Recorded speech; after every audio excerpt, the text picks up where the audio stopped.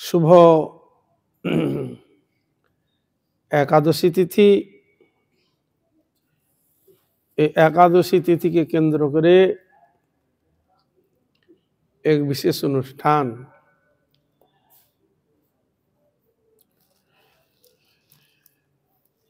ভগবান শ্রী কৃষ্ণচন্দ্র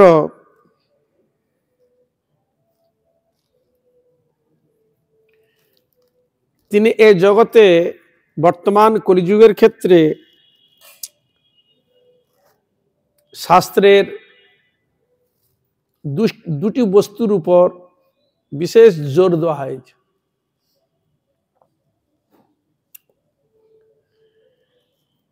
এক হরিনাম কীর্তন আশ্রয়, আর ব্রতের মধ্যে একাদশী ব্রত। এই একাদশী ব্রত সর্বব্রতের শিরোমণি বলা হয়েছে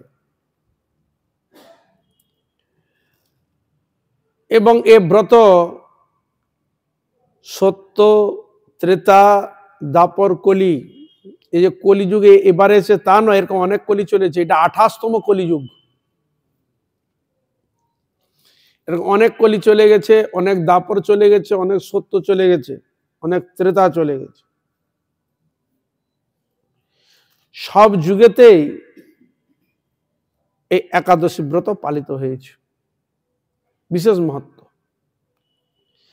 আর কলিযুগের ক্ষেত্রে আরো বিশেষ মহত্ব দেওয়া হয়েছে। কেন না, কলিযুগের মানুষ অন্যান্য যুগের থেকে এই যুগের কলি মানুষ অত্যন্ত কি বলবো, দোষে দুষ্ট অত্যধিক বেশি। অন্যান্য কলিযুগের দৃষ্টান্ত আমরা পাই নাই যে 3 পাত ধর্ম উড়ে চলে গেছে, 1 পাত ছিল। এরকম আগত কলিযুগের যেসব হয়ে গেছে এতারও দৃষ্ট হয় নাই।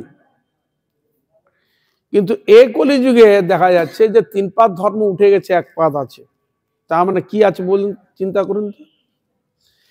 নানা প্রকার দোষে দুষ্ট যদি হয়, এই কলিযুগেই বেশি মানুষ পাপলিপ্ত, দোষে দুষ্ট বেশি হয়। তাই মানুষের রোগ যেমন পুরানো, অত্যন্ত খতরনাক, বলশালী, সেরকম বলশালী রোগকে যদি সারাতে হয়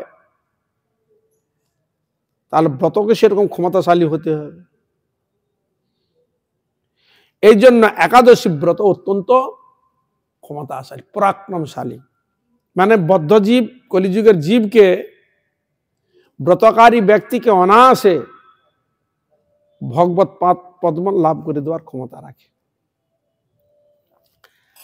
আর হরিনাম তো আছেই সঙ্গে, আরো বল। তার এই জন্য চৈতন্য মহাপ্রভু এই একাদশীর উপর খুব জোর দিয়েছে, খুব জোর দিয়েছেন। উদাহরণস্বরূপ, মহাপ্রভু যখন শ্রীধাম পুরীতে যখন ছিলেন, সেই সময় অনেক ভক্ত জগন্নাথ দর্শন এবং মহাপ্রভু দর্শন করার উদ্দেশ্যে তারা গমন করতেন। তাই সকল ভক্ত জগন্নাথকে দর্শন করতে গেলেন। দর্শন করতে করতে পরিক্রমা দিতে দেখবেন, ওখানে গিয়ে বলবে একাদশীকে এখানে বেঁধে রেখেছে, এখানে একাদশীকে বেঁধে রেখেছে, এখানে একাদশী করা যাবে না। প্রসাদ দেয়, সবকিছু দেয়। আমরা গিয়েছেন পুরী? কে গিয়েছেন? শুনেছেন? একবার ঘোরার সময় একদম একটা ছোট্ট মতো করা আছে, সেখানে বসে আছে একজন। ওখানে গেলেই বলবে আজকে একাদশী। না না, এখানে একাদশী নেই, এখানে একাদশীকে জগন্নাথ বেঁধে রেখেছে, একাদশী করতে হবে না, বলে না। তদানীন্তন সময় মহাপ্রভু যখন ছিলেন, তখন ভক্ত পরিক্রমা করছে, তখন বলছে এখানে ওই দিন একাদশী ছিল, প্রসাদ নাও। কিন্তু মহাপ্রভু বলে, সবাই জানে যে একাদশী দিন অন্ন আদি গ্রহণ করা যাবে না। কিন্তু ওনা দিতে চাচ্ছে, বলে না না না এখানে একাদশীকে বেঁধে রেখেছে। তা ওনাদের মধ্যে তখন সংশয় এলো। তা ইনারা বলছে মহাপ্রভু তারা বলেছে একাদশী করতে বলেছে, আর ইনি বলেন যে এখানে একাদশীকে বেঁধে রেখেছে, এখানে সব চলে। এই সংশয় যখন হলো তখন বলে ঠিক আছে আমরা মহাপ্রভুর কাছে যাব, মহাপ্রভু যা সিদ্ধান্ত দিবেন তাই আমরা গ্রহণ করব। তখন উনারা পুরে গিয়ে মহাপ্রভু যে ছিলেন রাধাকান্ত মঠ, যেটাকে গম্ভীরা বলা হয়, সেখানে মহাপ্রভু থাকতেন। সেখানে গিয়ে সকলে বললেন প্রভু এক নিবেদন কি, আমরা জগন্নাথকে দর্শন করতে গিয়ে পরিক্রম করলাম, সেখানে আজকে একাদশী, সবাই বলে এখানে একাদশী কি বেঁধে রেখেছে, এখানে সব চলে, তা আমরা কি করব? বলছে না, মহাপ্রসাদ হলেও, অন্ন প্রসাদ জগন্নাথের প্রসাদ হলেও প্রসাদকে দিবে কিন্তু তাকে অসম্মান করবে না, নিয়ে মস্তকে প্রণাম করে, প্রসাদকে প্রণাম করে রেখে দিবে। তার পরের দিন ওই প্রসাদ পেয়ে তুমি পালন করবে। বুঝা গেল? তাহলে এইটা যদি গ্রহণ করা যেত তাহলে মহাপ্রভু কি তিনি এই বিধান দিতেন না যে চলবে সব? কি বুঝলেন? মহাপ্রসাদকে অপমান করা হলো না, তাকে সম্মান দিয়ে রাখা হলো, প্রণাম করে রাখা হলো। তাহলে আমার একাদশীটা বজায় থাকলো আর প্রসাদও বজায় থাকলো, উভয়, কারো অসম্মান করার, একাদশীরও হলো আর এটা হলো। আর মহাপ্রভু কি বললেন যে একাদশীর দিন যদি তুমি গ্রহণ করতে অন্ন আদি, বলে একাদশী মানভঙ্গে সর্বনাশ উপস্থিত হয়। একাদশী দিয়ে অন্ন আদি যে গ্রহণ করা যায়, বলে একাদশী চরণ অপরাধ হয়ে গেলে সর্বনাশ হয়ে যাবে। তার তুমি প্রসাদের কাছে কার পিতার্থে, কার পিতৃ নিমিত্ত, কাকে সম্মান দেখানোর নিমিত্ত? ভগবানের পিতার্থে, জগন্নাথের পিতার্থে। আর সেই জগন্নাথ আদেশ করেছেন এই ব্রত পালন করার জন্য, আর তুমি তো সবদিন তো ওই ব্রত পাবে না, ব্রতর সম্মান দিতে হবে কৃষ্ণ পিতার্থে।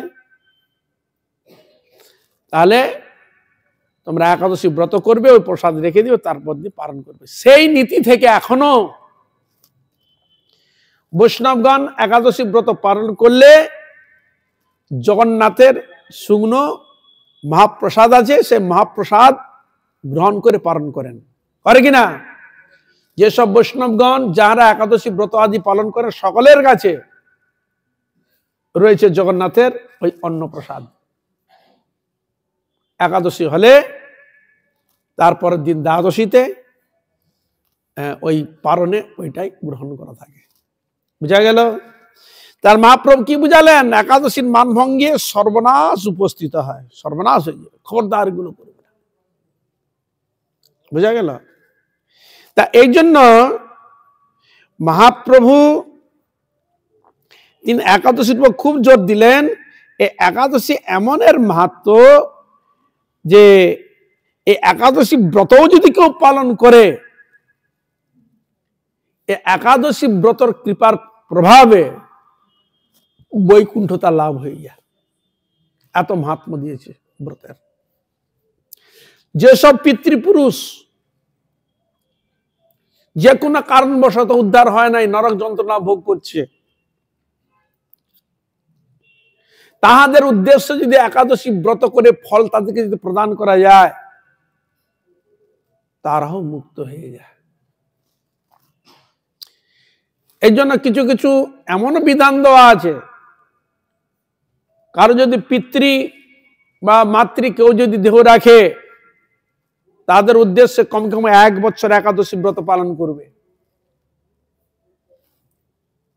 একাদশী এত মহিমা। তাই মহাপ্রভু বললেন সর্বব্রত শিরোমণি শ্রীহরি বা সরে জানি।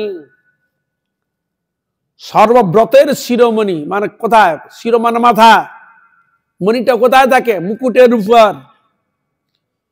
তাহলে এর কত মহিমা চিন্তা করুন।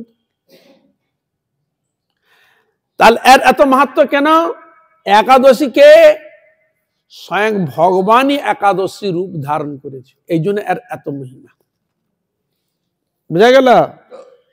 একাদশী হচ্ছে অন্য কেউ নয়, এই একাদশী হচ্ছে স্বয়ং কৃষ্ণই, তিনি এই একাদশী রূপ ধারণ করেছিলেন, অন্য কেউ না। আপনারা নিশ্চয়ই শুনেছেন আগের যে একাদশী ছিল, মানে দ্বিতীয় নম্বর না তৃতীয় নম্বর ছিল, একাদশীর মহিমা। অসুরকে বধ করতে গিয়ে ভগবান যুদ্ধ করতে করতে গিয়ে তিনি এক গুহার মধ্যে প্রবেশ করে, আর ও অসুর ঘুরতে ঘুরতে ঘুরতে ঘুরতে গুহার মধ্যে ঢুকে গেছে। আর সেখানে উনি গোপন করে ওখানে রয়েছেন, একটা বস্ত্র কিছু চাপা দিয়ে। ও তখন ভাবলো, ও বেটা এখানে এসেছে, দাঁড়া এখানেই তাহলে একে শেষ করে দেব। যে মারতে যাবেন, বধ করতে যাবেন, তখন সঙ্গে সঙ্গে একাদশী প্রকট হয়ে ও অসুরকে উনি বধ করে দিলেন। বধ যখন হয়ে গেল, তখন কৃষ্ণ উঠলেন, দেখা গেল কে? আরে দেখছি তুমি কে? এ কাদ্দার বধ হলো? বলে আমি প্রভু একে বধ করেছি। ও, তা তুমি তো খুব বড় কাজ করেছো, আমি তোমার প্রতি সন্তুষ্ট হয়েছি, বর চাও। হে প্রভু, তুমি কৃপা করো। তখন তিনি বলে, তোমার নাম আজ থেকে হলো একাদশী। তুমি সর্বজীবের মঙ্গল বিধান করবে, আর যে তোমার ব্রত পালন করবে সে সর্ব পাপ থেকে মুক্ত হয়ে আমার ধাম প্রাপ্ত হবে।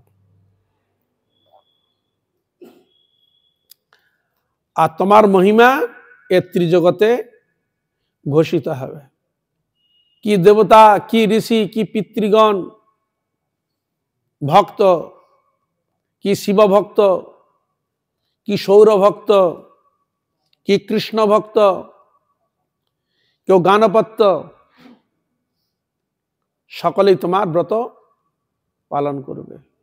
আর যে ব্রত পালন করবে না তাকে দুঃস্পর্শ করবে।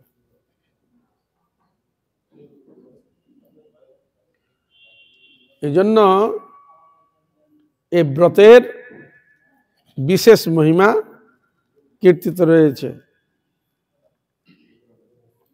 এই ব্রত কথা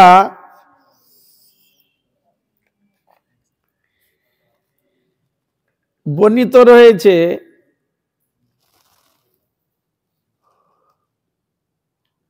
পিতৃহত্যা করলে যে পাপ, মাতৃহত্যা করলে যে পাপ, ভ্রূণ হত্যা করলে যে পাপ,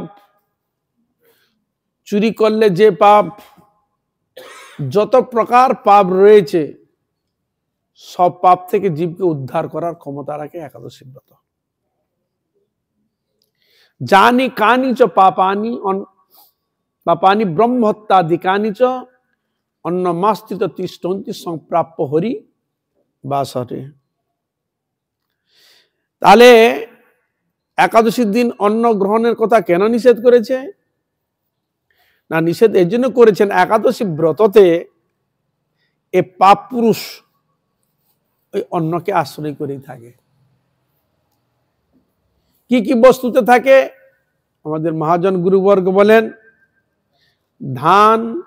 ধান থেকে যা হয়, চাল, মুড়ি, ভাত ইত্যাদি ধান থেকে জাত। ধান, গম থেকে যা হয়, গম, জব ইত্যাদি যেসব মানে ওই জাতীয়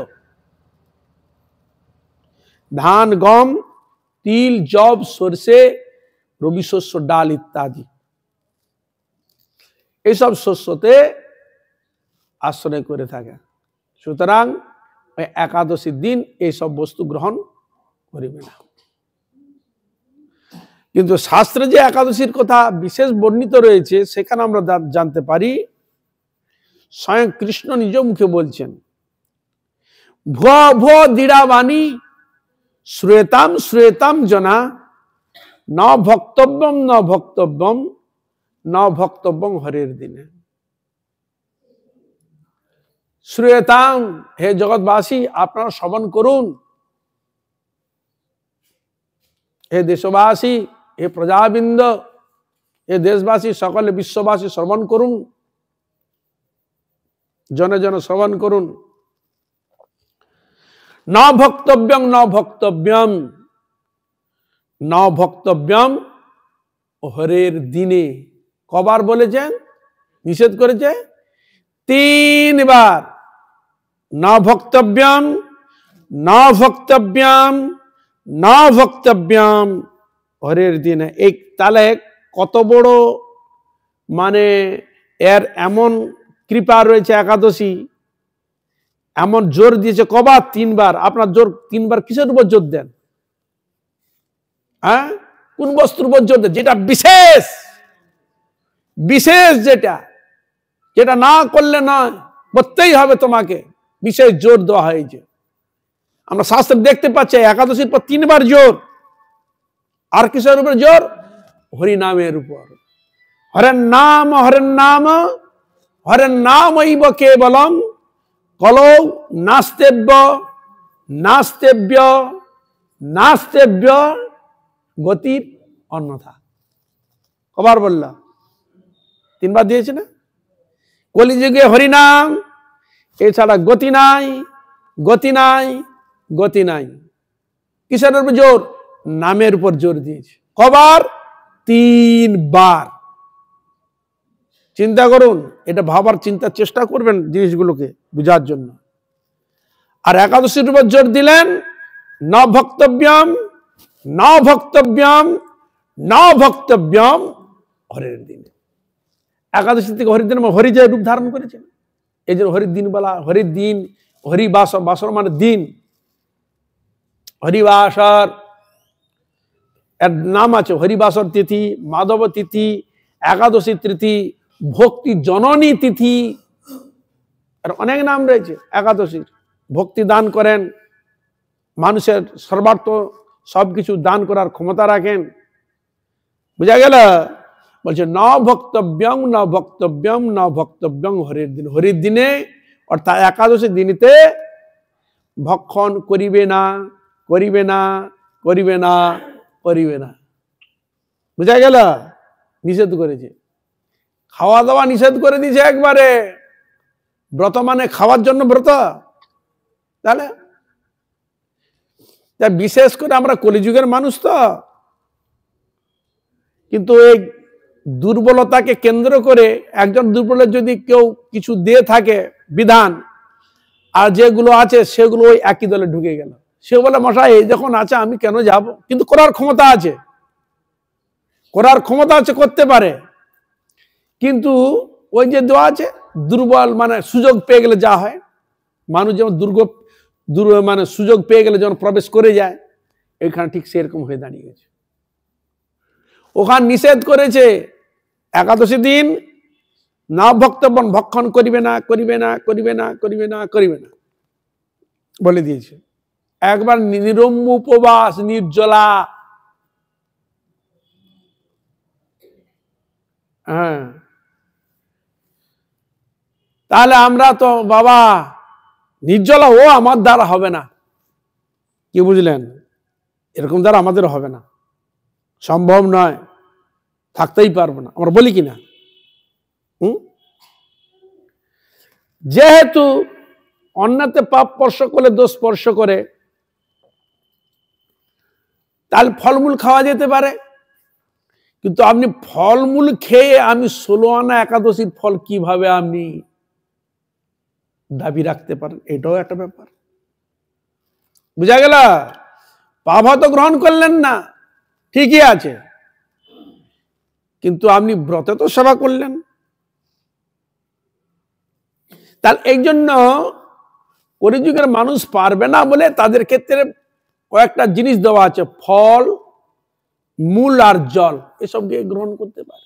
কেউ তো পারবে যে থাকতে পারবে না, সে তো ফল আদি আহার করলো। কেউ বলে না আমি থাকতে পারবো, সে হয়তো জল খেয়েও করলো। কেউ যে বলে না আমি পুরোটাই নির্জলা করব, তাও করছে। বুঝা গেল?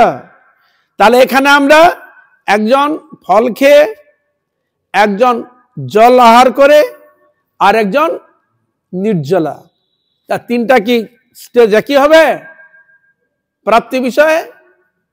না, তফাৎ আছে। ফল পাবে কিন্তু তফাৎ। যে যিনি নির্জলা করেছে তার ফলটা বেশি। কিন্তু আমাদের ব্রত আরেকটা করার জানতে হবে, যে খাওয়া দিয়ে শুধু তাকালে হবে না, যে আমি খাই নাই তা বললে হবে না। কি করতে হবে? ওই দিন ভগবানের নাম গুণগান কীর্তন করতে হবে। ভগবানের নাম করলাম না, ভগবানের কোনো কীর্তন করলাম না, সেবা করলাম না, তার মহিমা একটু প্রীতিবিধানের জন্য কিছু করলাম না, উপবাস করেছে মানে চুপচাপ বসে গেলাম একবার ঠুটোরাম জগন্নাথের মতো, তা হবে না। বুঝা গেল? এখানে শুধু খাবার ক্রিয়া নয়, কিসের ক্রিয়া? ভগবত ভজন। উপবাসের দ্বারা, উপবাসের ফলটা কখন পাওয়া যায়? ভগবানের গুণগান কীর্তন করলে। এটা শব্দ একটা বলা হয়েছে না, একাদশী উপবাস। শব্দটা কি রয়েছে? একাদশী উপবাস। উপ মানে নিকটে, সমীপে মানে নিকটে, মানে কাছে। কার কাছে? হরির কাছে, ভগবানের কাছে। তাহলে ভগবানের নিকটে কখন হবে? যখন তুমি ভগবানের স্মরণযুক্ত হয়ে ভগবানের গুণগান কীর্তন করবে, তাহলে তুমি তার ফলটা ভালো পাবে। শুধু আহারটা দেখলে হবে না, সেখানে কীর্তনও করতে হবে, ভগবানের নাম গুণগান কীর্তন করতে হবে। হ্যাঁ, উপবাসে আছি, হ্যাঁ একবারে নাক ডেকে একবার ঘুমাতে আরম্ভ করলাম, একবারে 8টায় ঘুমালো, একবার 10টার সময় উঠলো, বা কালকে গিয়ে উঠবে, বলে আমি একাদশী করেছি, হবে? তাহলে এ গেল। আবার আহারের উপর আবার বিচার আছে। আহারের বিচার কি? উপবাস মানে কি আমি 3 বেলা খেয়ে একবার গলা পর্যন্ত ঠুকে নেবো নাকি? কি বোঝা গেল? আহার দেওয়ার মানে সুযোগ এই নয় একবার 3 বেলা একবার চোদ্দ লেজ্জ পেয়ে ভালো মন্দ খেয়ে একবার গলা পর্যন্ত ঠুসি নিলাম, তাহলে হবে না। কি বলা রয়েছে? অর্ধ আহার। মানে আমাদের জীবনটাকে রক্ষা করার জন্য যতটুকু প্রয়োজন সেইটুকু গ্রহণ। খাওয়ার সুযোগ দিয়েছে মানে একবার 3 থালা মেরে দিলাম, একবারে পুরো গলা পর্যন্ত ঠুসি নিলাম, তাহলে ও ব্রতত্ব থাকে না। ওটাকে ব্রত বলবে? আপনি সেরকম পেট ফুরে একবারে গলা পর্যন্ত ঠুকে নিলেন, খেয়ে নিলেন, সব কিছু আপনি করলেন, বলে আমি উপবাস করেছি, তাহলে হবে না। হরে কৃষ্ণ। ব্রতটা করতে গেলে তোমার যতটুকু শরীরটাকে বাঁচাতে গেলে যতটুকু প্রয়োজন ততটুকু। অনেকে যেমন নির্জলা যেমন করে, আবার জলজ কেউ খায় হয়তো সারাদিন হতে একবার, কেউ হয়তো ফল আহার করে হয়তো সূর্য ডুবার আগে একবার কেউ গ্রহণ করলো, এরকম অনেক করে সারাদিন একবার। আর শরীরকে যদি সুস্থ রাখতে হয়, মাসে যদি 2 বার করে যদি একটু, মানে আমাদের ইঞ্জিন তো সবসময় চলছে, হ্যাঁ একটু রেস্টও দেওয়া যায়। রেস্ট দিলে কি হয়? শরীরটাও ভালো থাকে। বুঝলেন? হরে কৃষ্ণ। আমরা যেগুলো খাই না সব হজম হয় না, সবগুলো হজম হয় না, শরীর খারাপ হয়ে যায়। তার শরীরটা একটু রেস্ট হলো। অনেকে দেখবে না পেট খারাপ হয়েছে, ভটভট ভটভট করছে, কতবার যাচ্ছে, খাওয়া বন্ধ করে দেন, কি হলো? ধীরে ধীরে ধীরে ধীরে সুস্থতা এসে গেল। তো ওখানে শরীর কি চাচ্ছে? বাবা অনেক হয়েছে, একটু রেস্ট দাও, তাহলে হলো। এই জন্য শরীরটাকে একটু রেস্ট দিবে। আমরা যেগুলো খাই 3 বার করে, সকালে একবার আহার, আবার দুপুরে আহার, আবার রাত্রে, আবার তার মধ্যে যদি টিফিন টুকিটাকি যদি থাকে তাও তো চললো। এগুলো হয় কিনা? বোঝা গেল হরে কৃষ্ণ, যে আটটা যদি করতে হয় যতটুকু শরীর ধারণের যতটুকু প্রয়োজন অতটাই, পেট পুরেও খাওয়া যাবে না। সেখানে বলা রয়েছে যদি পেট ভরে যদি থাকো তাহলে ব্রত কিন্তু নষ্ট হওয়ার চান্স থাকে।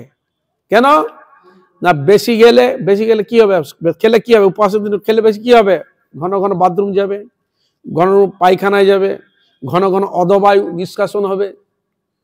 বুঝা গেল? ব্রত মানে অনেক কিছু কন্ট্রোল করতে, অনেক কিছু, শরীর মন দেহ শারীরিক মানসিক এই সবগুলো কন্ট্রোল করতে হয়। মানে শুধু খাওয়া কন্ট্রোল করলে হবে না, শারীরিক মানসিক দৈহিক মনের গতিবিধিকেও আবার রাখতে হবে। মনকে যদি একবার খেপিয়ে দিয়েছ, নানা দিকে চলে গেল, তো হরিভজনে মন বসবে না, হরি কীর্তনে মন বসবে না, তখন জাগতিক বস্তু মাথার ঘুরঘুর করবে। তুমি না পারবে কীর্তন করতে, না করে ভগবানকে স্মরণ করতে, না পারবে কিছু করতে। এই জন্য সব দিক দিয়ে একটু কন্ট্রোল করতে হয়, সব দিক দিয়ে। আর কি কন্ট্রোল থাকবে? বাক্য কন্ট্রোল করবে, যতটুকু না বললে নয়, পুরো মন প্রাণ বাক্যকে ভগবানের গুণগান কীর্তনে সেবায় লাগিয়ে দিতে হবে। আগে যেরকম বকবক করতাম, লোক বেশি বকবক, তো ওরকম না। উপবাস মানে কি, ওই দিন আমি বিশেষ কারোর সঙ্গে বিশেষ কথা বলবো না, আমি আজকের দিনে ভগবানের নাম গুণগান কীর্তন ভগবানের সেবা নিয়েই থাকবো।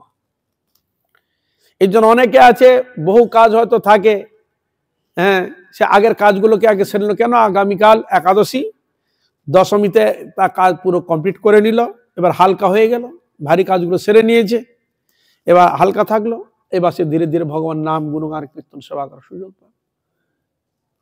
বুঝা গেল? তা এই জন্য সাধন ভজন করতে গেলে যদি ছেলে খেলা করি তাহলে হবে না। সাধন ভজনটা করতে গেলে যথার্থ মনোনিবেশ করে ভক্তি সহকারে সে বস্তুকে গ্রহণ করার চেষ্টা করতে হবে, তবে হবে আমাদের মঙ্গল।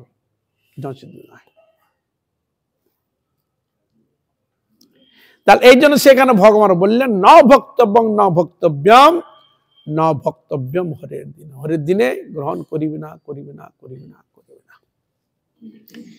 তাহলে বিশেষ আহার কার জন্য? যারা একদম থাকতে পারে না, অত্যন্ত দুর্বল, থাকতে পারে না।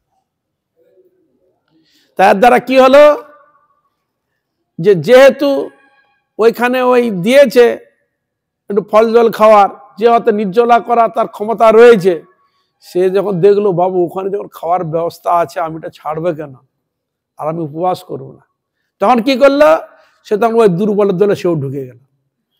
সবল ছিল, করার ইচ্ছা ছিল, সে তখন ওই দুর্বলের গোড়ায় ঢুকে গেছে। বোঝা গেল হরে কৃষ্ণ? কিছু কিছু জিনিস যেমন আমরা দেখতে পাই, হ্যাঁ, মহাভারত আলোচনা করে সবাইকে একাদশী করতে বলছে, ভীম বলে প্রভু আমি পারবো না বাবা, আমার অবস্থা খারাপ, আমার পেটের মধ্যে হ্যাঁ কি রয়েছে, কি অগ্নি, জঠর অগ্নি রয়েছে, এ অগ্নির এখন তাড়া আমি পারি না থাকতে, কিন্তু আমি কি করে করবো প্রভু, তখন তার জন্য একটা বিশেষ ছাড় দিয়েছিলেন। বুঝা গেল?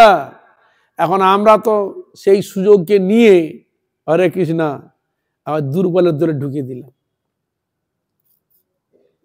যারা অত্যন্ত দুর্বল, মানে ওষুধ না খেলে থাকতে পারে না, তাদের দরকার। শাস্ত্রে এটাও বর্ণিত রয়েছে, যদি অত্যন্ত এরকম দুর্বল ব্যক্তি মানে ওষুধ না খেলে একদমও থাকতে পারে না, তিনি ব্রত উপবাসের দিন ফল খেলে তার সঙ্গেও তিনি ওষুধও গ্রহণ করতে পারেন, সেবন করতে পারেন, তাতে তার ব্রত নষ্ট হবে না। এটা কার জন্য? এটা উনার জন্য, দুর্বল ব্যক্তির জন্য। বুঝা গেল? হরে কৃষ্ণ। হ্যাঁ, এই জন্য হ্যাঁ, কেন এসব ব্রত তো সব দিন হয় না, মাসে দুটো। আর এই ব্রতকে অত্যন্ত মূল্যবান সম্পদ ভেবে এই ব্রত করতে হয়। মূল্যবান সম্পদ অর্জন করা যায় এই ব্রতের দ্বারা। তো মূল্যবান কিনা, ভগবান কৃষ্ণকে পাই দেওয়ার ক্ষমতা রাখে, তাহলে এর থেকে ভগবান থেকে আর কি সম্পদ আছে জগতে? মণি মাণিক্য মুক্তা ধন অর্থ সম্পদ ভগবানের সঙ্গে সমান করলে হবে? কোনদিন করা যাবে।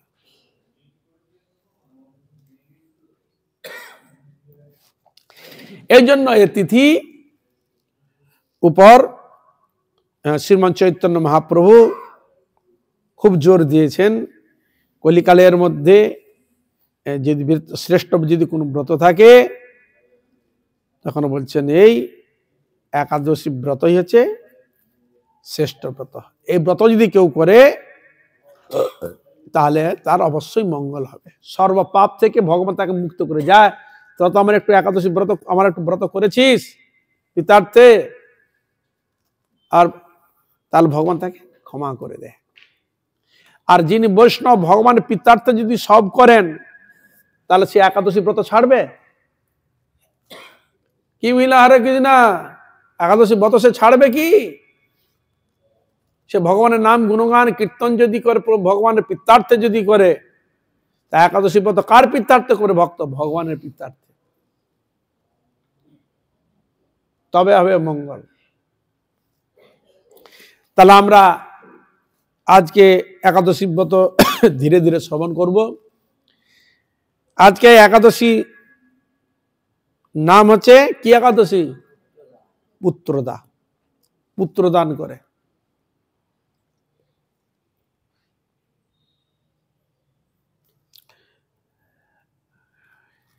শ্রীমদ্ ভাগবত গীতায় যেমন অর্জুন কৃষ্ণকে প্রশ্ন করেছেন আর কৃষ্ণ অর্জুনের প্রশ্ন উত্তর দিয়েছেন, তাই শ্রীমদ্ ভগবত গীতা বা মহাভারত আমরা পেয়েছি। আর একাদশী ব্রত আমরা পাচ্ছি প্রশ্নকার যুধিষ্ঠির মহারাজ প্রশ্ন করছেন আর ভগবান শ্রীকৃষ্ণ উত্তর দিচ্ছেন। বুঝা গেল? এগুলো আমরা খবর রাখি, আমরা গীতার যতটা খবর রাখি যে অর্জুন প্রশ্ন করছে কৃষ্ণ উত্তর মুখশ্রিত বাণী, সেরকম একাদশী ব্রত ভগবান কৃষ্ণের মুখ নিঃসৃত বাণী। ওখানে প্রশ্নকর্তা অর্জুন আর এখানে প্রশ্নকর্তা যুধিষ্ঠির মহারাজ। তাহলে আমরা শুনি। যুধিষ্ঠির কহিলেন, হে কৃষ্ণ, পৌষ মাসের শুক্ল পক্ষীয় একাদশীর নাম কি? পক্ষ কি চলছে? শুক্লপক্ষ। আর মাস কি চলছে? পৌষ মাস। তাহলে মিলে গেল। বিধি বা কি? কোন দেবতা ওই দিনে পূজিত হন? আপনি কাহার প্রতি সন্তুষ্ট হইয়া উক্ত ফল প্রদান করিয়াছিলেন? আমি কার প্রতি সন্তুষ্ট হয়ে এই একাদশী ব্রতের ফল প্রদান করিয়াছিলেন? কৃপাপূর্বক আমার নিকট সবিস্তারে বর্ণন করুন। এই হলো যুধিষ্ঠির মহারাজের প্রশ্ন ভগবান কৃষ্ণের কাছে। যুধিষ্ঠির মহারাজের প্রশ্নের উত্তরে ভগবান কৃষ্ণ উত্তরে বলছেন, শ্রীকৃষ্ণ বলিলেন, হে মহারাজ, এ একাদশী পুত্রদা নামে প্রসিদ্ধা। ইহা সর্বপাপ বিনাশিনী। তাহলে আমরা কলিযুগের মানুষ, নানা রকম পাপে লুপ্ত, নানা দোষে দুষ্ট। তাহলে এখানে বলছেন সর্বপাপ বিনাশিনী। ব্রত পালনকারী ব্যক্তির সর্বপাপকে ধ্বংস করে নষ্ট, যেন অগ্নিতে নোংরা দুর্গন্ধ আদি দিলে যেন পুড়ে ছাই করে দেয়, শুদ্ধতা আনিয়ে দেয়, তদ্রূপ একাদশী ব্রত পালন করলে বদ্ধ জীবের নানা প্রকার পাপ থেকে তাকে মুক্ত করে শুদ্ধ করে দেয়।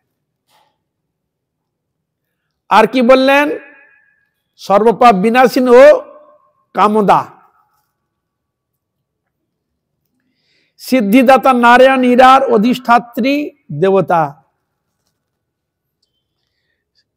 সকল কামনা বাসনা পূর্ণ করেন, এই নাম দিল কামদা। দা মানে দান করেন, এই নাম হলো কামদা। তাহলে এই ব্রতের অধিষ্ঠাত্রী দেবতাকে সিদ্ধিদাতা নারায়ণ ইরার অধিষ্ঠাত্রী দেবতা। বুঝা গেল একাদশীর? তাহলে প্রত্যেকটা ব্রতটা অধিদেবতা থাকে। তাহলে এখানে একাদশীর অধিদেবতা কি হলো? নারায়ণ। এই যেখানে শনি থাকে সেখানে দেখবেন মাতা কালী থাকে না, দেখেছ? কেন? শনির অধিদেবতা আছে মা কালী, কালীর নাম আছে আলাদা। যেখানে শনি সেখানে থাকে অধিদেবী। ত্রিলোক মধ্যে ইহার তুল্য ব্রত নাই, এখানে বলছেন স্বয়ং কৃষ্ণ বলছেন ত্রিলোক মধ্যে ইহার তুল্য ব্রত নাই। বুঝা গেল? এই ব্রতকারীকে নারায়ণ বিদ্বান যশস্বী করিয়া থাকেন। যিনি ব্রত পালন করেন ভগবান তাকে কৃপা করে কি করেন? বিদ্বান এবং যশস্বী করে দেন।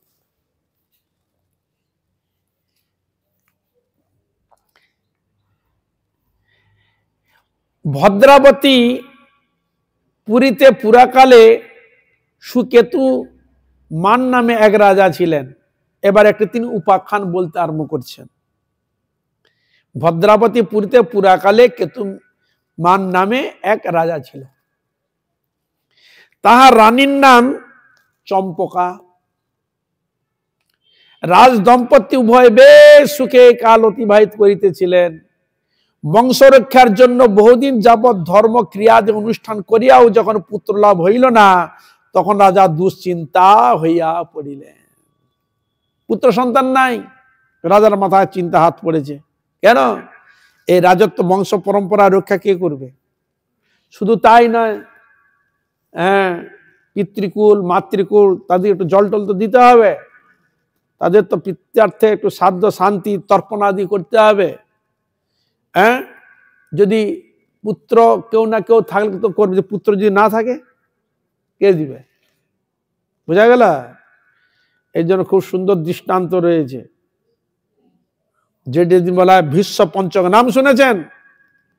এই আমাদের কার্তিক মাসে ব্রত শেষের সময় একটা যে নাম আছে কি ভীষ্ম পঞ্চক, হয় কিনা শুনেছ? হ্যাঁ, ঘাড় নাড়ছে। ভীষ্ম পঞ্চক ওখানে কি না, ভীষ্মদেব বিয়ে শাদী করেননি, যাদের ছেলে পুলে আছে সেগুলো নাহলে কিছু দিল, সে তো বিয়ে শাদী করেননি। তার উদ্দেশ্যে জল আদি তর্পণ দান, বুঝলেন? হরে কৃষ্ণা। কিন্তু সংসার আদি করেননি, তাকে তো সন্তুষ্ট করার জন্য কাদের কর্তব্য?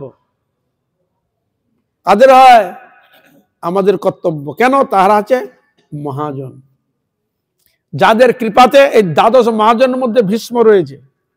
শম্ভু নারদ শম্ভু কুমার কপিল মনু প্রহ্লাদ জনক ভীষ্ম বলি বইয়া সখীর বয়ম, এই ভীষ্মদেব রয়েছে দ্বাদশ মহাজনের মধ্যে। তিনি কিন্তু ভগবত তত্ত্ব বেত্তা মহাজন, বুঝলেন? প্রফেসর, ইউনিভার্সিটির প্রফেসর থাকে না, এই দ্বাদশ জন হচ্ছে প্রফেসর, ভগবত মহাজনের প্রফেসর এরা।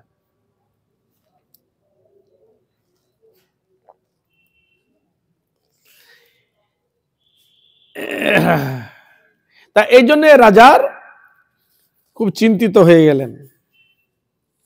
রাজার পূর্বপুরুষগণ তাহার প্রদত্ত জল অতি দুঃখের সহিত গ্রহণ করিতেন। যেহেতু রাজার সন্তান নাই, এই জন্য তার পূর্বপুরুষ তো দেখছে তার বংশে কেউ নেই, তারাও দুঃখ। দেখুন, তারা চলে গিয়েও তারা দুঃখ।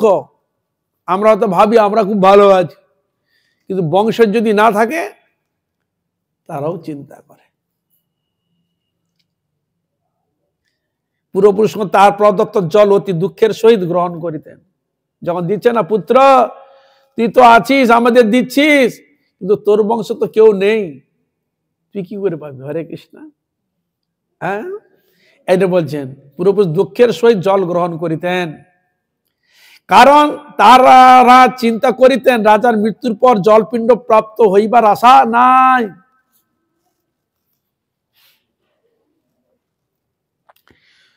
সকল প্রকার ঐশ্বর্য বর্তমান থাকিলেও পুত্রহীন রাজার মনে সুখ ছিল না। দেখুন, টাকা পয়সা, রাজ্য, লোকবল, জনবল কোনো অভাব নাই, কিন্তু তার মনে সুখ নেই। কেন না? পুত্র নাই, সন্তান নাই। তিনি ভাবিতেন অপুত্রের জন্ম বৃথা। ও কেন? এই যে সংসারে যদি আপনি যান না, যদি কারো থাকে রে আচ্ছা আচ্ছা আচ্ছা আচ্ছা আজকে আমার দিনটা ভালো যাবে না, কেন? কি বলেন আপনারা? তাকে অনেক শব্দ প্রয়োগ করে। কেউ বলে আটকুড়া, এরকম নাম শুনেছ? কেউ বলে অপয়া, এরকম নাম শুনেছ? এখন তার সামনে যেরকম দেখে যদি কেউ বলে তার ভালো লাগবে? এখানে কর্মফলের ফের, এটা কর্মের ফের, পূর্বজন্মের ফের হয়েই থাকে। তাই এই জন্য বলছেন অপুত্রের জন্ম বৃথা, গৃহ শূন্য। পিতৃদেব মনুষ্য লোকের নিকট যে ঋণত্রয় শাস্ত্রের উল্লিখিত আছে তাহা পুত্র ব্যতীত পরিশোধ হয় না। সে রাজা জানতো যে পিতৃগণের কাছে, দেবগণের কাছে, মনুষ্যগণের কাছে যা আমরা ঋণের মধ্যে যে আবদ্ধ থাকি, হ্যাঁ, সেটা পুত্র ব্যতীত পরিশোধ হয় না, মানে তারা দিলে হয়। পুত্রবান জনের এ জগতে যশলাভ ও পরলোকে উত্তমাগতি হয় এবং তাদের আয়ু, আরোগ্য, সম্পত্তি প্রভৃতি বিদ্যমান থাকে। বর্ণন তো দিচ্ছে, পুত্র হতে সেখানে পুত্র মতো পুত্র হতে হবে, এই জন্য তার চিন্তা লাগছে। রাজা নানা দুশ্চিন্তা হইয়া আত্মহত্যা করবেন বলিয়া স্থির করিলেন। দেখুন বেঁচে থেকে কি হবে, সে রাজা চিন্তা করলো আমি আত্মহত্যা করব। যেমন কি রকম দুঃখ পেলে নিজের জীবনকে নষ্ট করার জন্য, আত্মহত্যা করার জন্য তৎপর হয়, চিন্তা করুন। কিন্তু পরে মনে বিচার করিয়া দেখিলে আত্মহত্যা মহাপাপ। আবার দেখলো আমি যদি মরি, আত্মহত্যা করা তো মহাপাপ। আমার ভেবে গেল মরে গেল, লেটা চুকে গেল, এত সোজা নয়, আরো তুমি ঝামেলায় পড়লে। হরে কৃষ্ণ। উহার দ্বারা দেহ পতিত হইবে বটে, কিন্তু আমার পুত্রহীনা তো দূর হইবে না। রাজা আবার বিচার করলো, মরার চিন্তা করেছিল তো, আবার চিন্তা করলো এটা তো মহাপাপ। আবার চিন্তা আমি যদি মরে যাই আমি তো পুত্র পাবো না। কি বোঝা গেল?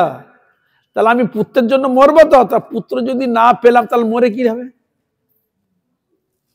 কি এই জন্য সবসময় বিচার সব দিকে নিতে হবে। তাই তিনি মরার চিন্তা করেছিল, এখন বলল আমি মরে গেলে তো মহাপাপ, আবার যদি আমি দেহ নষ্ট করে দেবো বটে, কিন্তু আমার তো পুত্রহীনতা তো দূর হবে না। অতঃপর একদিন অশ্বারোহণে রাজা নিবিড় বনে গমন করিলেন। ঘোড়া চড়ে যাচ্ছে, ঘোড়ার অপর নাম অশ্ব। বন ভ্রমণ করিতে করিতে মধ্যাহ্নকাল উপস্থিত হইল। তখন ক্ষুধা তৃষ্ণা তিনি অতিশয় কাতর। ঘুরতে ঘুরতে ঘুরতে ঘুরতে মধ্যাহ্ন কাল হয়ে গেছে, ক্ষুধাও কাতর, তৃষ্ণা। ইতস্তত চতুর্দিকে জলাদির অনুসন্ধান করিতে রাজা দর্শন করিলেন। এবার খুঁজে বেড়াচ্ছে কোথায় জলাশয় আছে, জল খাবার। তো এখন তো আমাদের অসুবিধা নেই, কি যেখানে যাবেন জল বোতলে ভরে, হ্যাঁ ব্যাগে ভরে সব জায়গা। এটা কি রাজার মাথায় ছিল না? না তখন বোতল আবিষ্কার হয়নি? হরে কৃষ্ণ। এখন তো আমরা দেখছি বোতল ব্যাগে ঝুলিয়ে নিল, তা ঘোড়া যদি থাকে ও উপরে উঠছে, শেরপাগন উপরে উঠছে, খাবার জল সবকিছু রেখেছে। এ রাজা কি বোকা ছিল নাকি বলুন তো? হ্যাঁ, সে জানে আমি যাচ্ছি, ক্ষুধা তৃষ্ণা পাবে, হয়তো ভুলে গেছে পুত্র চিন্তায়, তো হয়তো ভুলে যেতেই পারে।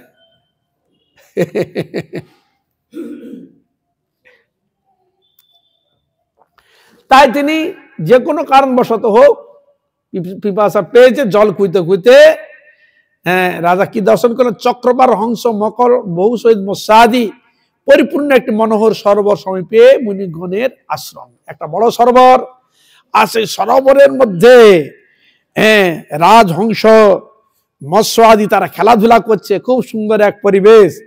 আর কি দেখলেন?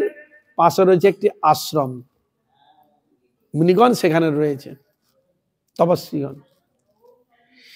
অতঃপর রাজা অশ্ব হইতে অবতরণ পূর্বক সরোবর তীরে বেদ পাঠ নিরত মুনিবৃন্দের চরণ দণ্ডবত প্রণাম করে। আর সেখানে কি দিল, ওরা সব বেদধ্বনি করছে, বেদ পাঠ করছে, সব বেদধ্বনি হচ্ছে। রাজা অশ্ব থেকে নেমে, ঘোড়া থেকে নেমে গেলেন, নেমে গিয়ে সেই সব ঋষিদের কাছে দণ্ডবত প্রণাম করলেন। মুনিগণ রাজাকে জিজ্ঞাসা করলে, হে মহারাজ, আমরা আপনার প্রতি প্রসন্ন হইয়াছি, আপনার কি প্রার্থনা বলুন। তার সে রাজাকে চিনত, দেশের রাজা। দণ্ডবত যখন প্রণাম করলো তখন তিনি প্রসন্ন হলেন। কেন না, যে প্রণাম আদি এটা যে শিষ্টাচার, এটা তাকে সম্মান করা হলো, এটা তাকে দিতে হয়, নিয়ম। প্রত্যেকটি একটা নিয়ম রয়েছে, গুরুজন থাকলে আপনাকে প্রণাম করে কিনা, এটা হচ্ছে শিষ্টাচার। আমাদের সনাতনীয় শিষ্টাচার, গুরুজন দেখলে প্রণাম করতে হয়, ভগবত বিগ্রহ আদি দেখলে প্রণাম করতে হয়, এটা হচ্ছে শিষ্টাচার। তাই তিনি সে প্রণাম করেছেন, তার সম্মান দিয়েছেন। তাই জিজ্ঞাসা করলেন, আপনার প্রতি প্রসন্ন হয়েছি, আপনার কি প্রার্থনা বলুন। রাজা কহিলেন, আপনারা কে, কি জন্যই বা এখানে সমাবেত হয়েছে, আপনারা কে, এখানে কেন এখানে সমাবেত হয়েছেন, তা সবিস্তার কৃপাপূর্বক বর্ণন করুন, জানতে চাইলেন। মুনিগণ বলিলেন, হে মহারাজ, আমরা বিশ্বদেব নামে প্রসিদ্ধ। ওইসব ঋষি কি নামে প্রসিদ্ধ? বিশ্বদেব নামে প্রসিদ্ধ। স্নানের জন্য এই সরোবরে আগমন করে আছে, স্নান করবে বলে সরোবরের মাহাত্ম রয়েছে, ওই সরোবরে স্নান করবে বলে এসেছে, সব জড় হয়েছে। অদ্য হইতে 5 দিন পরেই মাঘ মাস আরম্ভ হইবে। আজ হইতে 5 দিন মাঘ মাস আরম্ভ হবে, তার পৌষ মাসের দিন এসেছে, 5 দিন পর মাঘ মাস আসবে। আর আজকে কি না, অদ্য পুত্রদা একাদশী তিথি। মৎস্যগণকে পুত্রদান করেন বলিয়া ইহার নাম পুত্রদা। দাদাকে বলছে আজকে একাদশীর নাম হচ্ছে পুত্রদা একাদশী। তা পুত্রদা একাদশীর নাম কেন হলো না, ইনি এই ব্রত যিনি পালন করেন, একাদশীর কৃপাতে সে পুত্র প্রাপ্ত হতে পারে, লাভ করতে পারে, এই জন্য নাম হচ্ছে পুত্রদা।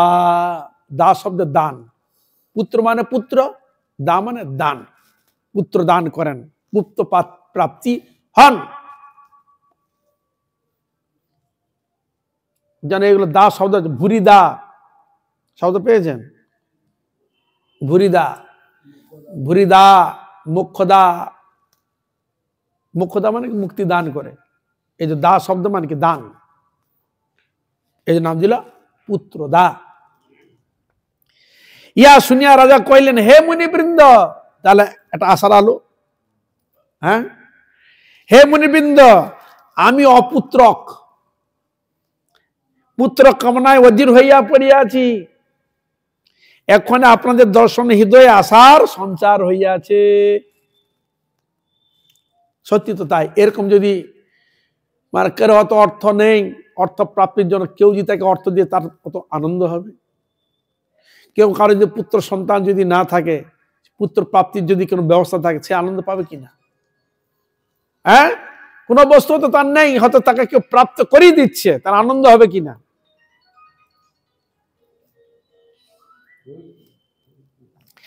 এই দুর্ভাগা পুত্রহীনের প্রতি কৃপা পরবশে একটি পুত্র দান করুন। বলে, এই পুত্রহীনের প্রতি দয়া করে আমাকে পুত্র দান করুন। মুনিগণ কহিলেন, হে মহারাজ, অদ্যই সেই পুত্রদা একাদশী তিথি, আজই সে পুত্রদা একাদশী তিথি, সুতরাং এক্ষণে আপনি এই ব্রত পালন করুন। খায়নি তো, ঘুরে ঘুরে এসেছে, জলকার জন্য এসেছে, আবার শুনতে বলো যে ব্রত, তাহলে তার সময় এসেছে। ইহাতে কেশবের অনুগ্রহে আপনার পুত্র লাভ হবে। ওনার বলে দিলেন, কেশবের অনুগ্রহে আপনার পুত্র লাভ হবে। মুনি ঋষিগণ তাকে একবার পুরো বাণীও বলে দিলেন, সত্যবাক, বিশ্বাস হয়ে গেল, সত্যবাক। মুনিগণে বাক্য শ্রবণ করত যথাবিধানে রাজা কেবল ফলমূলাদি গ্রহণ করিয়া সেই ব্রত উদযাপন করিলেন। ও দ্বাদশী দিনে শস্যাদির দ্বারা পারণ পূর্ব মুনিবৃন্দকে প্রণাম করত নিজ গৃহে প্রত্যাবর্তন করিলেন। ওনাদের সঙ্গে ব্রত পালন করলেন এবং পালনও করলেন উভয়ই। পুণ্যকর্মা রাজা যথাকালে একটি তেজস্বী পুত্র লাভ হইল। যথাকালে যথা সময়ে তেজস্বী, কেন তেজস্বী শব্দ নেই, যে ব্রত করছে, ব্রতর ফল পেয়েছে, ব্রত ফল পেয়ে হয়। একটা সন্তান তেজস্বী, বলবান, ধার্মিক, নিষ্ঠাবান কখন হয়? তার পূর্বজন্মের সাধনার বল যদি সে পায়, বুঝা গেল? তবে সম্ভব, নচে সম্ভব হয় না। হে মহারাজ, এই ব্রত সকলেরই পালন করা কর্তব্য। বলে এই ব্রত সকলের পালন কর্তব্য। আপনি হয়তো পুত্র চাচ্ছেন, পুত্রের জন্য এসছেন, শুধু পুত্রের জন্য নয়, আরো অনেক কিছু নিদান করতে পারে। সর্বসিদ্ধি আগে শব্দ প্রয়োগ করেছে, তাহলে এটি সকলেই করবে। এর বললেন সকলের পালন করা কর্তব্য। ইহা লোক হিত কামনায় তোমার নিকট বর্ণন করলেন। আমি একাদশীর কথা আমি তোমার লোকে হিতার্থে বর্ণন করলাম। একাগ্র চিত্তে যাহারা এই পুত্রদা একাদশী ব্রত পালন করিবে, এই ব্রত যিনি ব্রত পালন করিবে, তারা পুত নামক নরক হইতে ত্রাণ লাভ করিয়া মৃত্যুর পর স্বর্গবাসী হইবে। যদি তার নরক যন্ত্রণাও যদি ভোগ থাকে, তিনি এই নরক যন্ত্রণা থেকে উদ্ধার হয়ে স্বর্গবাসী হবে। আর এই ব্রত কথা শ্রবণে পঠনে অগ্নিষ্টম যজ্ঞের ফল প্রাপ্তি হইয়া থাকে। দিনে ব্রত কথা শ্রবণ করবেন, শ্রবণের দ্বারা অগ্নিষ্টম ফলের যজ্ঞের ফল তার প্রাপ্তি হইয়া থাকে। এই হলো একাদশী ব্রতের মাহাত্ম্য, চিন্তা করা যায়। আর ভক্তিবিনোদ ঠাকুর বলে দিলেন, এ তো পুত্র চাইলেন, তারা আমরা কি চাই? কৃষ্ণ ভক্তি, কৃষ্ণ প্রেম ভক্তি চাই। যে প্রেম ভক্তি দ্বারা ভগবত সেবা সুখ লাভ করা যায়, আর জগৎ জীবেরও মঙ্গল হয়। এই জন্য যাদের ধার্মিক লাইনের সঙ্গে যাদের জুড়ে আছে না, মানে তার সঙ্গে অনেক কিছু জিনিস লিঙ্ক থাকে, বুঝলেন? হরে কৃষ্ণ, হরি কথায়, হরি ভজনে যাদের লিঙ্ক থাকে, তার সঙ্গে অনেক কিছু জিনিস লিঙ্ক থাকে। ইহ জন্মের, পরজন্মের, এবং সঙ্গে যার সঙ্গে সংযোগ রয়েছে, পিতৃকুল, মাতৃকুল, এমনকি সে ভক্তকে দর্শনের মাধ্যমে সকলের মঙ্গল বিধান হয়ে থাকে। এই জন্য ওখানে বলেছেন গঙ্গার পরশ হলে পশ্চাতে পাবন। তাহলে গঙ্গাতে স্নান করলে, স্পর্শ করলে তবে তার কৃপা হবে। আর হরিভক্তকে দর্শন করা মাত্র সাধনের ফল লাভ করা যায়। তাহলে শুধু কি পিতৃকুল মাতৃকুলের আর কারো হয় না? বুঝা গেল? সকলেরই মঙ্গল হয়ে থাকে। এই জন্য হরি আরাধনা, হরি কীর্তন, হরি সেবা অবশ্য প্রয়োজন। তাই একাদশীর চরণে সকল ভক্তবৃন্দ, সকল বৈষ্ণব বৈষ্ণবী, জগৎবাসীর সকলের চরণে পুনঃ পুনঃ দণ্ডবত প্রণাম। যথাযোগ্য আপনারা কৃপা করুন, আশীর্বাদ করুন, যেন এইভাবে হরিগুরু বৈষ্ণবের মহিমা, ব্রতের মহিমা আদি কীর্তন করে আমার নরাধম পাপিষ্ট জনকে যেন ধন্য করতে পারি। হইয়াছেন হইবে না প্রভুর যত দাস, সবার চরণ বন্ধু দন্তে করি দাস। কৃষ্ণ কৃষ্ণ কৃষ্ণ হরে হরে, হরে রাম হরে Ram, Ram Ram Hare Hare. Hare Krishna, Krishna Krishna, Hare Hare, Hare Rama, Rama Rama, Hare Hare. Hare Krishna, Krishna Krishna, Hare Hare, Hare Rama, Rama Rama, Hare Hare. Hare Krishna, Krishna Krishna, Hare Hare, Hare Rama, Rama Rama, Hare Hare. Hare Krishna, Krishna Krishna, Hare Hare, Hare Rama, Rama Rama, Hare Hare. Hare Krishna, Krishna Krishna, Hare Hare, Hare Rama, Rama Rama, Hare Hare. Nitai Gaura Hari Bol, Hari Bol, Hari Bol, Hari Bol. Nitai Gaura Hari Bol, Hari Bol, Hari Bol, Hari Bol. Nitai Gaura Hari Bol, Hari Bol, Hari Bol, Hari Bol. Nitai Gaura Hari Bol, Hari Bol, Hari Bol. Nitai गौर प्रेमानंदे हरे बोला हरि बोल। जय श्री श्री गुरु गौरांग गुरु श्री राधा गुरु बिहारी जी जय गुरु महाराज जी जय श्री भक्ति